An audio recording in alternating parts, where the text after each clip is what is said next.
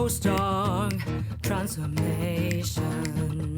Postdoc transformation. Postdoc transformation.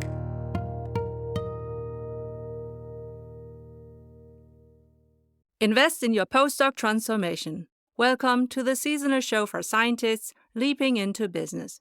In every sponsored episode, we are happy to recommend employers of choice for you. Make sure to check your readiness to leap out of science with us for free, as linked in the show notes. For your career transition, we offer customized career transition e-courses and memberships also at graduate schools all over the world. Maybe yours too. And if your university isn't yet our customer, enroll in your free email course for career transition made simple, as linked in the show notes. I'm your host, Professor Dr. Eleonore Soei-Winkels, with my team who is rooting for you. And let's build your postdoc transformation with this episode. Welcome, Postdoc Transformer. This is a special treat for you. I am absolutely honored to have Christina Bösenberg with me. I found her because I was looking for an AI expert in consulting. She's responsible at Boston Consulting for AI transformation, strategy, people, diversity, and also as a huge advocate for female leadership. She actually studied organizational psychology in Hanover, and then she also did her Harvard Advanced Program for Leaders, and she gained experience also in consulting, EY, and also at corporates like Siemens and Kienbaum. And Kienbaum is the top address also for students like mine, because they study business psychology. I want to share her view also on the topics that are dear to the heart of my students. During the Corona years, she also created her own podcast, which is Transformation Universe. So transformation, I love the term transformation. As you can see also here on the picture, she's also an advocate for the prefrontal cortex, and that should also ring a bell for my own students. So today she's at Boston Consulting. She'll be talking about the Bright House. She's a managing director, and she's overlooking a wide range of business functions. For example, strategy, business innovation, digital transformation, large-scale restructuring, digital transformations, finance, sales, marketing operations, governance, and of course, HR and people, and always with a human-centric touch. And she's not doing that in a void. No, she is also a business influencer and a sought-after speaker and writer also. And you can find her in the Handelsblatt and also Focus. Without further ado, Christina, this is your stage. Thank you so much for the intro. Yeah, happy to be here. In our pre-conversation, we also found some interlinkages and some interesting topics that we both share, so I'm happy to talk. Oh, thank you. So can you explain a little bit more about your role at Bright House Boston Consulting? What is Bright House doing within the BCG world? Good question. Bright House is indeed a 100% subsidiary of Boston Consulting, acquired 15 years ago. And it specializes in people engagement, organizational activation, and purpose. And of course, the whole implementation work stream of all three pillars. So that means putting people at the heart of every transformation and also every restructuring, cost transformation, and in AI or digital transformations where you predominantly thought or even think today that is more technical. We need to do the processes and structures here. Yes, true. And we need to include the people. And that really resonates a lot. That's really basically what Bright House is doing in short, in a nutshell. It's great because actually, to be honest, most of my listeners do not know what consulting is. And I already had an episode on consulting as such. That was more tech consulting. I had a PhD in neuroscience, and then I ventured out into consulting. And I already shared my view that this is a great learning opportunity for people with a doctor title. Do you think that this is just an anecdote? Is it helpful, or is it more a hindrance in consulting? Oh, that's a good question. I don't think a doctoral title is a hindrance, and neither is it an advantage. It's always depending on your ability to focus on the right things. And what are these right things? They're definitely very client-centric and market-centric. And it's more than a doctor title. It's the ability to really get a sense for everybody you're working with. And then come up with data expertise and deep knowledge about a subject matter. That's for sure very important. And as you might all know, BCG is working with a lot of scientific institutions, and we have the wonderful BCG Henderson Institute, who's doing a lot of research, especially in neuroscience, especially also in behavioral sciences and psychology. And from my personal perspective, this is hugely important. And my experience is it also convinces our customers very often. So it's not about having a gut feeling and then developing a strategy, but having data and then developing a strategy based on data. And data can also be psychological data, data around behavioral sciences, or data around how the brain is functioning. To be honest, even if we talk about deep tech transformations, and I did that at EY, for example, and for many years before that at other consultancies, also at Siemens in R&D, basic operational business. But in every transformation, no matter how technical they were, in the end, if there was any failures, always because of the people, leadership behaviors and employee behaviors. If there is any failure, it's never due to technical issues or budget. Of course, that's happening, but they can be overcome. If you have resistance or bad leadership behavior, it's not so easy. Absolutely agreed. Just to briefly mention, I also talk about intercultural competencies for change management, big transformation. I always tell my students, you need to have a due diligence that also comprises the human part, not just the tech, not just the business assets, not just the promising business models and the supply chain that can be married and everything is great. But if the people do not work within it, they work against the new system, then everything will fail. And once you have determined your readiness to leap and want to transition into business or industries, then you can enroll in your free email course with 10 actionable, bingeable email lessons until you start your job in business. You'll get 10 emails like this. Number 1, how to leap out of science. Number 2, how to build your sustainable LinkedIn profile. Number 3, how to read social media and network. Number 4, how to research your favorite jobs and employers. Number 5, how to do informational interviews to get insights.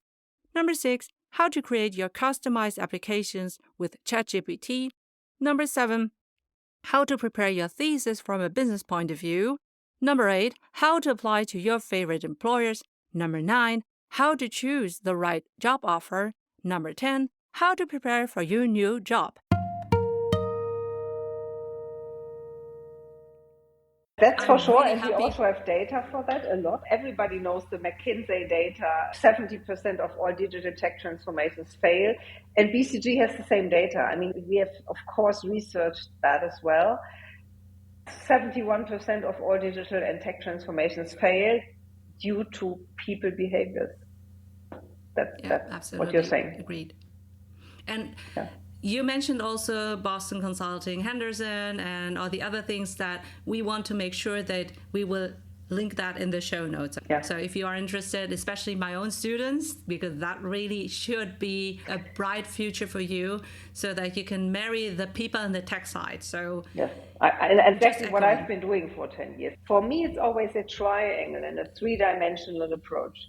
And I'm fully with you. It's the three-dimensional approach is also something that's close to the heart of Bright House and also BCG, which includes, of course, tech and IT, or at the moment AI as an enabler, super important as an enabler.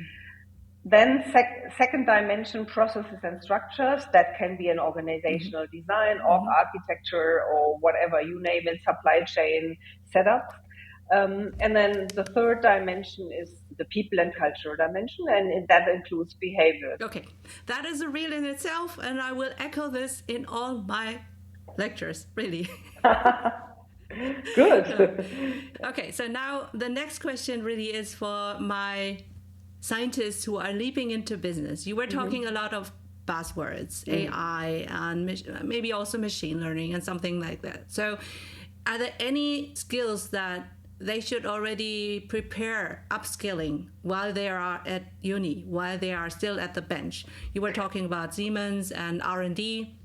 Yeah, so you mean that the postdocs, for scientists who people with a PhD, or even postdocs who maybe want to leap into business, do you think that there is something that they can upskill from a today's point of view?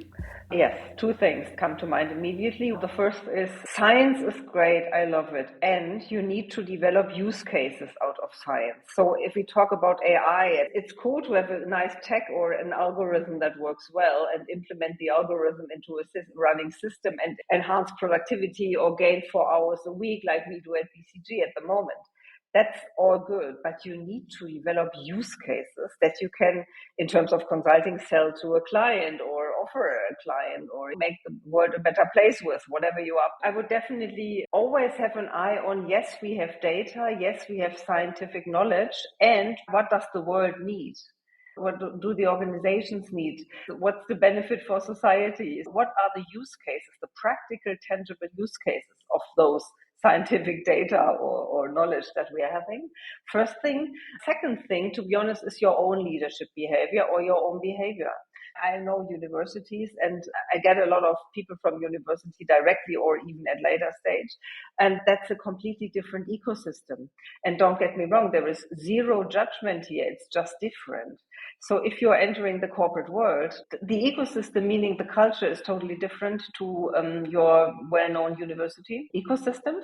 I think it's good to be prepared for behavioral changes in terms of power and politics. How am I dealing with conflict? Conflicts are dealt differently from my experience in the industry than in the scientific environment. How am I leading a team? How am I as a leader? What do I want to convey? What's the culture I want to build up? Because it's not so easy to build up a cool culture. It's easy on paper, but it's not easy in reality because you're dealing with 20 plus people who are totally different than probably you are or have different assumptions of reality. So that's the second piece. First piece, knowledge and science, wonderful, but create tangible use cases. So what's the benefit for a potential customer or a potential system? And then the second is work on your own leadership behaviors and on your own inner pictures of how you want to be perceived as a team member, a leader, or whatever. Wonderful. Another reel in itself. Thank you. The needed adjustments in the professional identity is really something that you have to anticipate when you're leaping from the bench to industry into a business context where it's fast-paced, where it really matters that you are there on point and not just reiterating everything. Exactly. Plus, being judged all the time. You have to deliver. It's a high performance focus. You really have to deliver not once a year or like 3 times a year or whatever, but it's like spot on. You are talking to CEOs or to boards, spot on delivery. There is a question that you are not expecting, has nothing to do with the issue you're talking about, completely different angle. You need to answer that. Without data, you have to navigate, and in German we say fly on site. And this is probably one of the big differences to science business. You don't have enough data, but you get a lot of questions or challenges where you don't have enough data, where you only have 70 or 60% of the data you would love to have. It happens to me every day, but you need to answer it still. I'm opening brackets here for my students. That is really the reason why I'm saying you have to be able to make informed assumptions.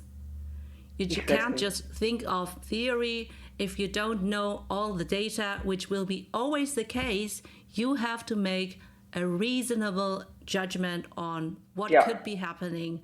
And then from there on, have a scenario A, B, or C based on what is most realistic or not. So this is especially for my students. Hopefully you have listened now and if not, rewind. Thank you, Christina.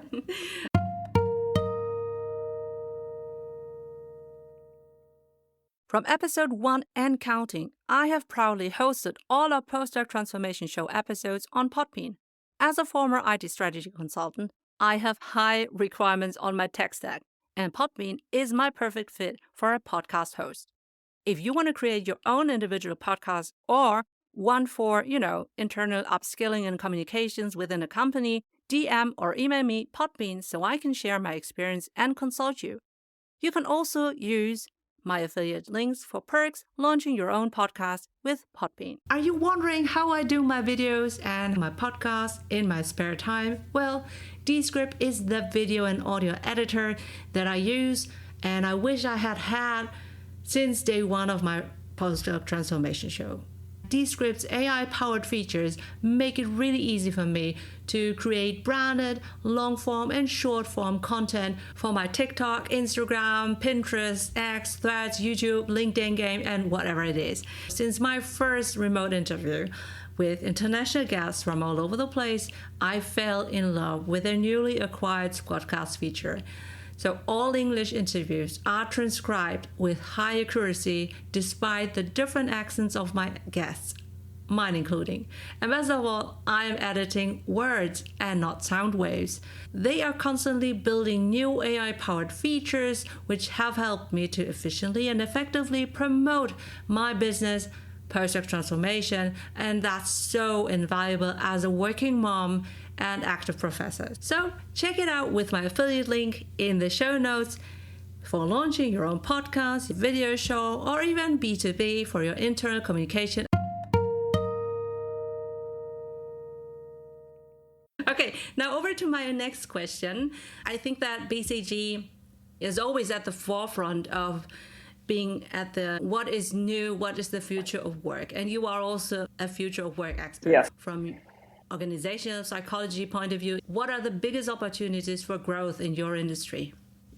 That's a great question. Let's talk about AI first. We have been implementing AI, large language models, since minute one. Of course, always very curious on what's new on the market. We have to be trend scouts because our clients want us to be trend scouts. They want to know how the future will develop, how markets are developing, how products are developing. So we implemented AI, large language models, generative AI at very early stage, some of them even before they went to the broader market. What I find as one trend in the context of future of work is profitability in terms of efficiency. So we have research here in place where we can save 4 hours a week only by using large language models, be it Gen AI or be it Gemini or others. It's an average of 4 hours a week. So of course, with your capabilities and competences, the efficiency is increasing and productivity is increasing. It will be very interesting to observe this process also from a psychological point of view, because there are so many psychological or organizational psychological aspects that come with that. Of course, everybody says, yes, efficiency is great. Yes. But what about if you have constantly experienced on a daily basis that the AI is so much smarter than you are, which we are having all day? So the answers are very often better. They're of course faster, more complex, more data in very short time. And this is an interesting psychological challenge for many leaders, especially those who've been in place for 10, 20 years and consider themselves being a top expert in XYZ, which they are, which they totally are. But then they have to work with a great AI on a daily basis. I'm working with a Gen AI, with several Gen AI models and others, I think 30 times a day or something. For me, it's not a big thing because I never perceived myself as a mega top super smart expert in whatever, because my background is not in science. Of course, I have several masters, but this is not the point. The point is, but for those who are coming from a scientific background, this will be probably very interesting. But because the whole industry in professional services is extensively working with AI. So you will have this experience. So then there's this organizational psychological question. Let's make a case. Of course, I sanitize it, but I had a client request a year ago to develop a global, pretty complex organizational architecture with a agile operating system, so an agile transformation, but also a org design that was pretty revolutionary for that company. So normally I would have set 10, 12 junior consultants or consultants on it, and they would have needed probably 8 days to really come up with a model with 20, 25 roles and responsibilities, the interfaces and the committees where they meet and where they don't meet, and define the interfaces, everything. The AI did that in 2 minutes, and it was of great quality. Of course, there has to be a senior expert who's reviewing it. Of course, no doubt, of course. And of course, you're not selling an AI product to a client, never. But I mean, hey, This saves you so much time, also resources. So next question, next to the personal feeling of, oh my God, this is so much smarter and faster than I am, is what are we doing with the free resources now? So what are we doing with the 4 hours or 8 consultants or whatever? So this is another challenge, not only in my company, but also in the whole industry that we are facing in terms of future of work and future settings. So you asked about the future. To summarize these AI aspects, we will probably face way more efficiency and way more productivity gains through AI, but there are also a lot of challenges for the cultural and people aspects that come with the AI. Like you say, I also have people in my team who do the podcasts, editing everything. So I'm interviewing people like you, and someone else is taking over the editing. But I can see AI features within my editing software that is doing that in minutes. And I don't even have to oversee this a lot because it really is great. Good. It's good enough, and I Absolutely. already trained it. And I'm questioning myself, do I want to take another intern? Yeah. Because that takes a longer time. Yeah, exactly. to That's overlook exactly and to what I develop. said. Absolutely. And then the question is really, when we have this Fachkräftemangel, the people that are missing on the market who have these expertise, how should they get the expertise when they are in a competition with AI? And no one maybe wants to give them the work so that they can train themselves, because I don't have time to do that anymore. No. Same. Yeah, that's exactly the point I wanted to make. Same here. And Okay, this is so one of the challenges that I see for the future of work in terms of organizational psychology.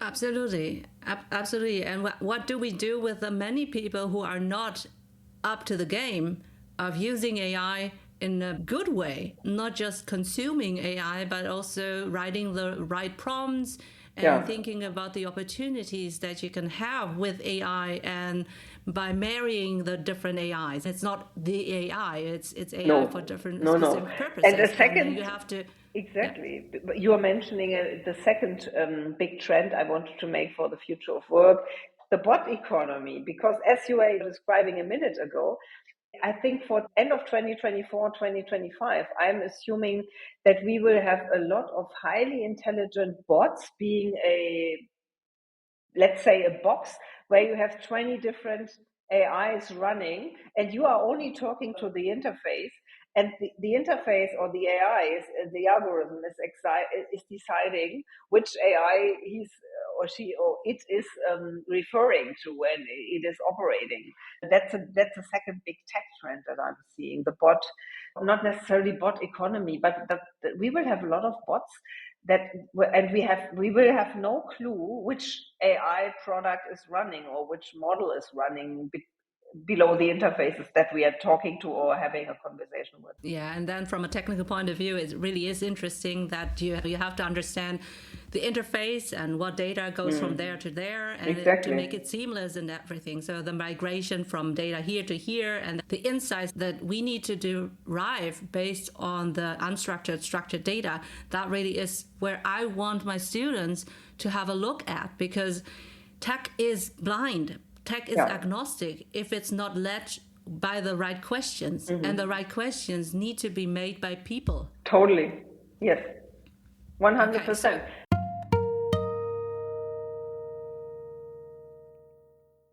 and now it's time to thank Company ABC, who sponsors this episode of the Postdoc Transformation Show. I would now be reading the company's answers to one of 6 bold questions so that you can choose to apply. For example, number 1. Describe your most valuable experts versus leaders in your company. Have they typically earned a doctor title? Number 2. For which of your company roles or units do you encourage somebody with a doctor title to apply? Number 3. How would you describe your organizational culture in which your most valuable experts and leaders thrive in? To nominate an employer of choice so that we can ask our informative bold questions, let us know via the click on the link.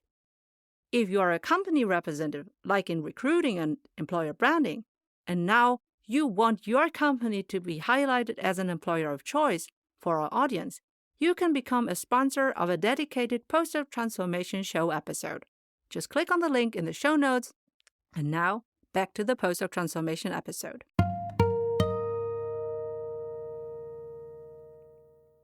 And this is also the role I see getting more and more important in the future. People need to really catch up not only with tech, but also with their own intelligence to be an expert on prompting and on steering the whole process and being the orchestrator of it. If you are my student, then please know that at BCG, I have a couple of students. You can contact my students at BCG so that you can understand whether BCG is an employer for you. Because I really do think that you need to be at the forefront of the people organizational change, but also that is in a place where it's open to utilize tech. Not in every company you will find that openness to have, or three. So process in the middle and then the tech and the people side. So now over to you again. So misconceptions. Do you think that new career joiners or new company joiners who are new to consulting because they haven't had any industry experience, but also maybe lateral hires, do you think that there are some misconceptions about consulting that you want to demystify? That's a difficult question. At the same time, yes, there are, and people are different. The important note here is that many people have friends or an ecosystem or a network, and they know that it's not a 9-to-5 job, or that the speed is high, the pressure is sometimes high. The misconception is probably that everybody is a high flyer. Of course, there is a very intense interview process and very intense period of testing, being tested, if you are able to create good use cases or to approach a process systematically and so on and so forth. That's given. At the same time, we are all human. There is a lot of power play and politics and also emotions in place. It's pretty competitive internally. Yes, there is a great teaming as well at the same time, and you do have teams and you do have common challenges and the joy that it brings if you are conquering a big challenge and you are on the front line of a big client project, that's for sure, and if you win it. But it's super competitive as well. And it's super performance oriented. What I find, even in highly smart people, and I get a lot of them, be prepared or ask yourself if you really want to work in a performance oriented competitive setting. Not everybody is emotionally able to do that. Okay, that's a great heads up. And I really do feel that I should invite you back to another episode that is really focused on organizational psychology and about performance-based measuring everything, because that will really shed more light into what I'm also teaching. I have my Accenture experience, but I'm very curious to understand what is the contemporary approach to that, because we have other tools, obviously, and I left Accenture years ago. That was not AI, and you probably have a better way of looking at it, and so I will probably invite you again. You are a woman and a managing director, and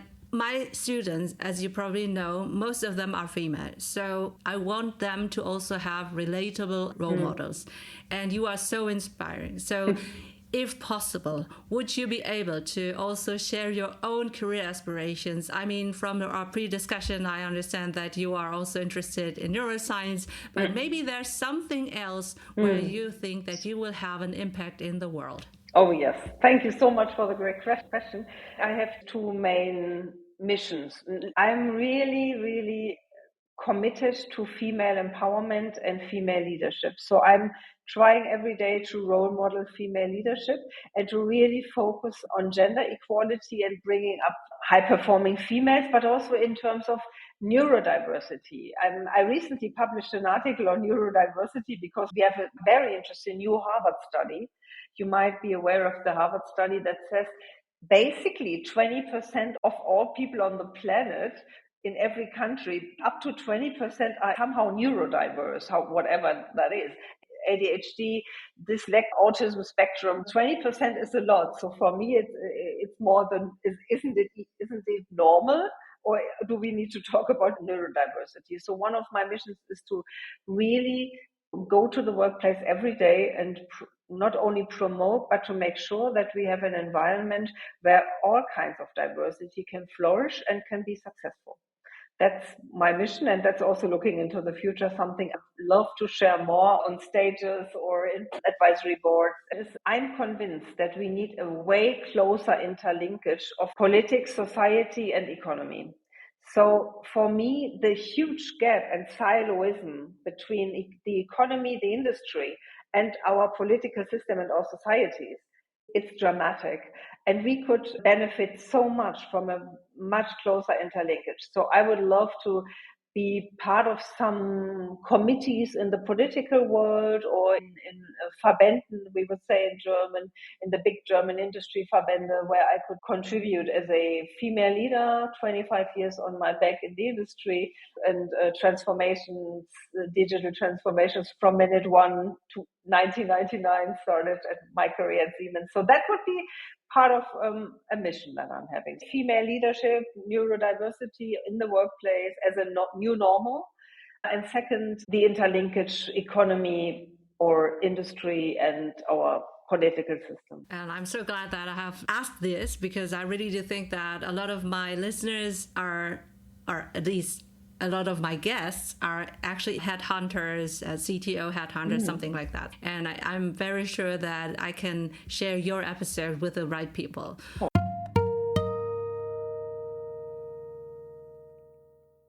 Remember, you are a postdoc transformer. You are highly intelligent, well-educated, a bachelor, master, and maybe you have already your doctor under your belt, or you are a postdoc.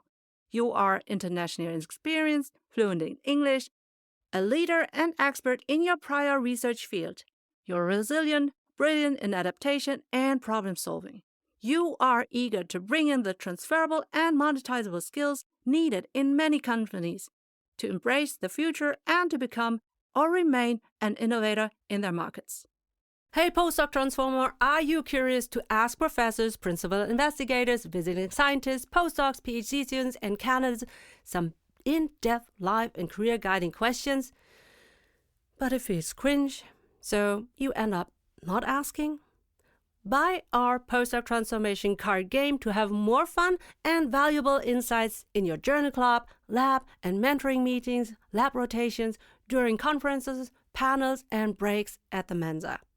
You'll get 10 intriguing mentoring questions per career level. So 10 for PhD students, 10 for postdocs, 10 for professors, 10 for parental scientists, underprivileged and underrepresented and underserved scientists.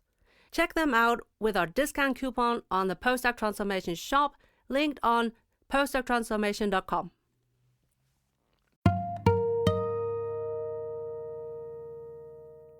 Now, obviously, this is the Postdoc Transformation show, and the first step of someone who is leaping into business maybe is not looking for advisory roles, but instead is more like finding the right industry, finding the right company, and the role that suits best the current transferable skills that they can offer. Okay, so that is one step, but I always think that finding the right company, industry, and so on, you have to also look at the C-suite levels. Going back, but also looking forward, can you share, looking at the C-suite levels in your industry, what are diverse and inclusive markets? Because all of them during the June month say, yes, we are LGBTIQ, pride is everything, and then obviously in August and September it goes down, and for Mother's Day it's always the same for women, etc. So it's International Women's Day. So it's like, wow. Yeah. But what are the true markers where you say that if you're not yet there, what are the indicators that one should look at? Yeah, thank you for that great question. You're totally right. Also, in terms of gender diversity or dimensions of diversity, look at the tangible diversity in the boards, but don't stop there. Every big consultancy in our industry, be it the smaller, mid-sized or large ones, the big four, and also the big strategy houses, they have industry leaders, meaning that there's always a leader for the global or European industry sector, like transport, logistics, tech and telcos, like automotive, pharma, chemistry, so on. So there's always a leader of those industry sectors. It's interesting to look at the boards, but with the quota and with a huge wave of discussions and public awareness, Many have promoted one or even two women into boards. If you look at the industry sector ahead, I know a lot of large and mid-sized consultancy where those are purely male. And you find them on the internet. So if it's important for you to find a company that is pretty gender diverse, you should look at those as well. So industry sector leads, global, European, whatever is interesting to you. And then also, of course, every committee that you can find online. Advisory boards are better because we have a longer tradition with a quota here, at least in Europe. That's something that I can definitely suggest, and I would highly recommend to do that. And then also you talked about finding the right industry sector for you. I was listening closely when you talked about that. And my secret to this is, if you are brand new and if you're starting from scratch as a postdoc, I would recommend to really scan the markets, get your data in place, and then also get your gut feeling what you are personally really interested in and fascinated with. For me, this has always been tech. For others, it's consumer products and retail. For others, it's innovation in pharma. But really, please take a look at your gut feeling and in terms of passion, in terms of what am I really interested in. And I even transferred that to my financial planning and my financial knowledge. I'm investing in companies that I'm totally enthusiastic about, that have great leaders. For me, also here, it's tech, AI, innovation. But for others, it's different. I have a lot of friends who are investing in consumer products, pharma, whatever. I don't. No judgment, but this is definitely a magic key, because you need to have a emotional involvement in what you're doing. If you don't have that, whoa, life is long. Your career will be long. Thank you so much, Christina, for this answer, because it really dovetails nicely with many episodes when you say that if you're not emotionally bound to what you are doing at work, and I read your LinkedIn post about the 4-hour work and that you shouldn't drag your work life to have free time, which you maybe try to enjoy. Compensate. Right. There's a spillover effect and everything is bad and you need the time off to exhale. But instead, find meaningful work for yourself where you have the interest and the motivation, and that is fulfilling as such, so that it becomes more of an intrinsic motivation to work at that kind of workplace and also with the right people. Yes. Right. So I always love working in tech, the same, because tech is always fascinating. I love working with consultants because they are fast-paced, they're open-minded, they embrace the change. It's not always like, oh my God, we've always been doing this, why should we change? And I don't want to drag people around. I don't want to push people around. I just want to run, and I want to have people that are running with me. So you have to understand that, and then you can find the right spot for you.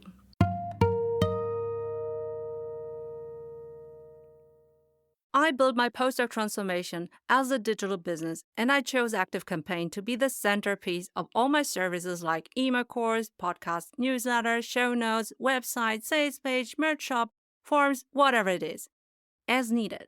As a former IT strategy consultant, I have high requirements on my tech stack, and ActiveCampaign is a must-have recommendation. I use it daily. If you want to create your own digital business with various lead magnets and funnel options, DM or email me ActiveCampaign so I can share my experience and consult you. You can also use my affiliate links for perks launching your own digital business.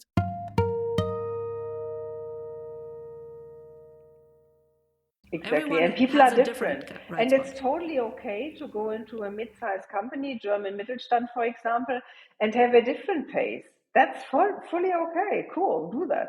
It's just you need to find your sweet spot. Absolutely. The intensity of a role for that career stage, that really is different. And sometimes when you're young or when you're unbound, you don't have any family or you don't have someone else to care, you can do this, and you should do this while you are young, because later you will have so many other obstacles and also responsibilities. So talking to the scientists who are leaping into business and also my graduates of bachelor and master students, so what do you think are typical roles for someone who is new to the business where that person can learn as much as possible in the quickest time possible. I would definitely advocate for not going into another research function or role. We have knowledge teams who are researching for us all day. I would suggest not to join those. Of course, they are wonderful and great, and we need people there. But the point I want to make is take 2 to 3 years of your lifetime and invest them into becoming a consultant. The learning curve is steep. It's amazing. It's fascinating. You are working with the smartest people that you have in your generation. You learn from A to Z how to structure a project, how to systematically approach a very complex situation. You learn a lot about special industries that you are choosing, obviously. You can also learn a lot about people behavioral science. I would advocate for a 2 to 3 year period at least in consulting as a consultant. And normally the big players and everybody I know actually have great onboarding processes. Of course, I'm pretty sure that some people might refrain and be shy and say, well, I've no basic experience in the sector. Yes, and there are a lot of great onboarding programs. So you will learn how to deal with all of that.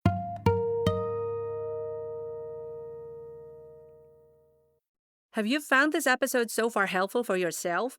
Well, maybe you can subscribe on YouTube, Spotify, Apple Podcasts, Podbean, or wherever you get our show. And also share this episode with your PhD bestie because that would encourage us to help the underprivileged, underrepresented, and underserved early career scientists leaping into business. This would also ensure that you don't miss a future episode. Also, our subscription and listening numbers are key for finding the right sponsors for our show so that we can help you for free. And now, back to the show.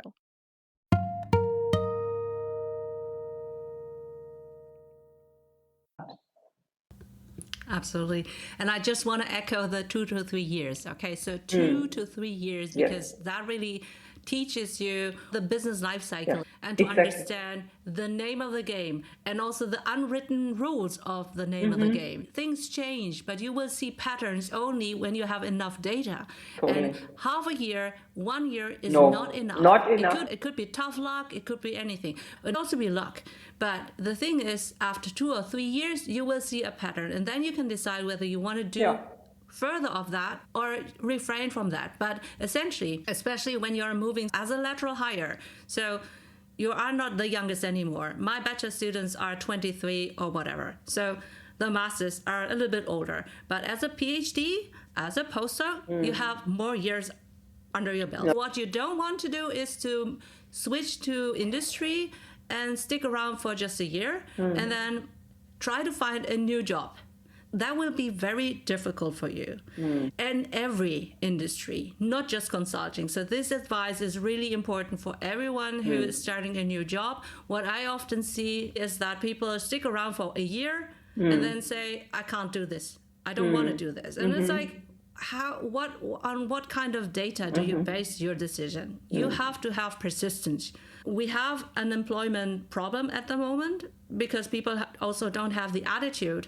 But if you understand, and that goes back to what you just said, if you are emotionally interested, if you are invested because your interest is at the workplace fulfilled, then that will give you the energy to stick around and to do whatever it takes to be successful despite maybe the learning curve was too hard and you have to just put in some more work. Yes, and of course you have to have the energy. You have bad bosses, you do have bad behaviors all over sure, of course. And not because people are intrinsically bad or under pressure. Everybody sometimes is not polite, but can be also like, can we get this done, please? And I found that people, not postdocs or from university, but the generation is not always used to a bit more pressure, clarity in terms of this wasn't enough, we need to get this done. I tell you how, but straighten up. Yeah, and you must go, and I cannot carry you. Yeah, sort of. And some people love that. There are a lot of people who understand the challenge as a great opportunity for personal development and professional development. This is the attitude that you probably are pointing to. Absolutely. And as you were also leaning into, that's the way to build self-efficacy. right? To master experience, you have to master obstacles, and that means you have to put in the work. I have gained so much from our conversation, Christina. Is there anything else that you want to share with us before signing off? Yes, one thing I always like to share as a female leader in an industry that is male dominated. I also have 2 kids, by the way, 2 teenagers at the moment.